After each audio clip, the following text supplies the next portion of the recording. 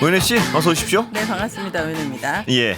오늘 방송 중에 큰 이벤트가 하나 있었다고 해서 피드백 타임으로 여러분들에게 혹시 못 들으신 분들에게 알려드리도록 하겠습니다. 장은성님께서는 도로에 아직 제설을 안 했다고 살려달라고 하시네요. 제설이 안 된 빨리 해야 될 것 도로들이 같은데요. 예. 위험합니다. 지금 퇴근 절정이시죠. 빨리 해야 될 텐데. 인도도 굉장히 미끄럽거든요. 질퍽거리고요. 네, 그래서 안전하게 꼭 귀가하시기를 바랍니다. 특히 어르신들은 걸으실 때 그 미끄러움 굉장히 조심하셔야 돼요. 나오시면 안 될 것 같아요. 오늘 같은 날 외출 네. 금지입니다. 예. 자, 그리고 지팽크스님께서 오늘 이제 방송 중에 우리 권 앵커님이 이벤트를 하셨는데 그걸 들으시고 누구인가? 누가 기침 소리를 내었는가? 이거 제가 한번 보고 왔거든요. 영상을 또 궁예에서 나왔던 대사더라고요. 나디아님께서는 생방송 중에 기침 소리 상남자다. 기침 소리가 정말 어마어마했다.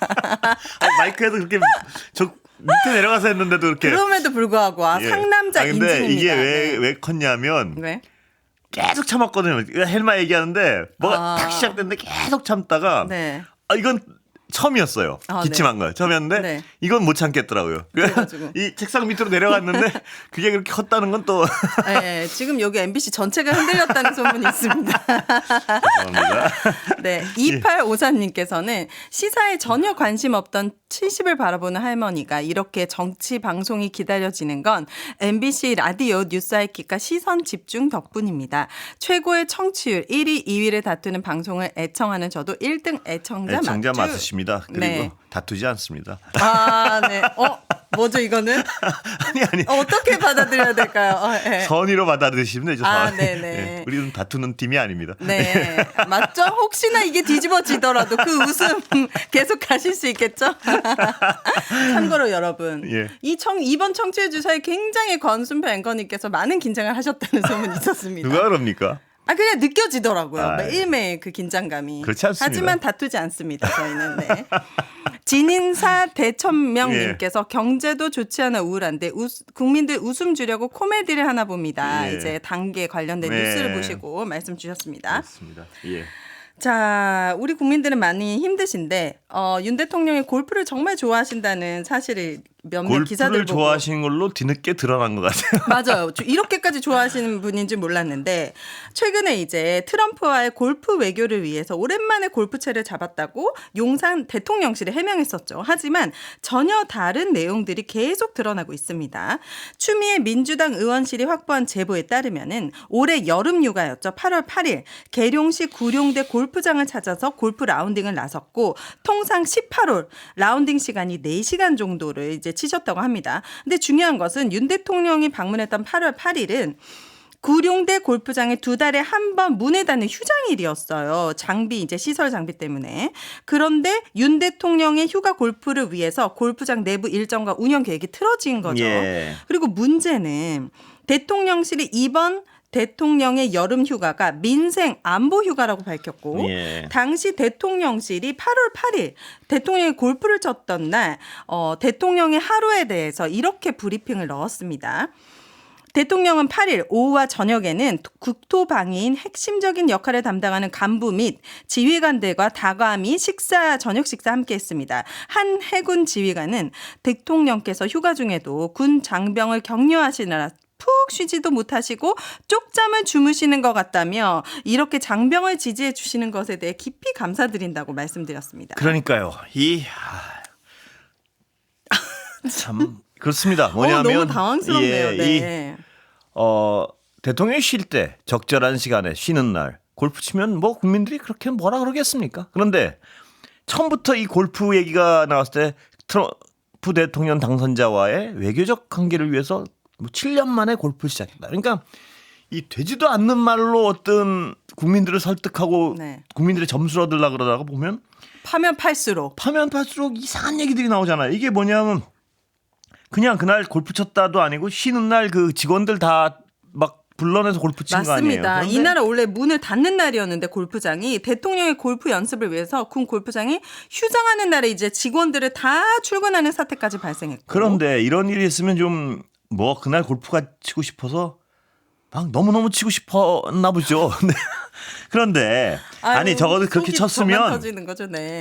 이런 얘기는 하지 말아요. 안 부끄럽잖아요. 뭐냐 군장병을 격려하시느라 푹 쉬시도 못하시고 쪽잠을 주무시는 거. 이거 뭐 북한에서 하는 말 아닙니까? 이거 갑자기? 그러니까 이게 네. 왜 이렇게 어떤 후진적 대응을 하는지 모르겠어요. 그냥 와. 예. 이 어떤 뭐 해명을 할 일이 있고 네. 뭐 안 할 일이 있고 또 네. 뭐 국민들한테 별로 알리고 싶지 않은 어떤 휴식일 경우에 안 알리면 되고 네. 뭐 이런 여름휴가 건데 관련해 가지고 브리핑이 있다고 하는데 아니 이건 뭐예요? 이 여름휴가 관련해서 과거 브리핑이긴 한된 건데요. 네. 이게 아무리 그래도 이 어떤 왜 이게 그러냐면 트럼프 대통령 당선 때랑 연결이 되잖아요. 그때도 트럼프 대통령 당선을 당선 대비해서? 이후에 당선 이후에 네. 그 관계 외교적 관계를 위해서 골프를 7년 만에 뭐 8년 만에 시작했다 뭐 이런 식으로 얘기했잖아요. 네. 근데 알고 보니까 그 전에 쳤더니 또 될 걸 예상해서 쳤다고 또 얘기했잖아요. 그렇게 그러다가 또 그 얘기했었군요. 훨씬 전에 이런 게 여름휴가 때도 쳤었고 차라리 그냥 골프를 너무 좋아한다 이렇게 얘기했으면 아주 깔끔했을 텐데요. 아니 뭐 그렇게 얘기 안 하고 그냥 그렇게 좋으면 네.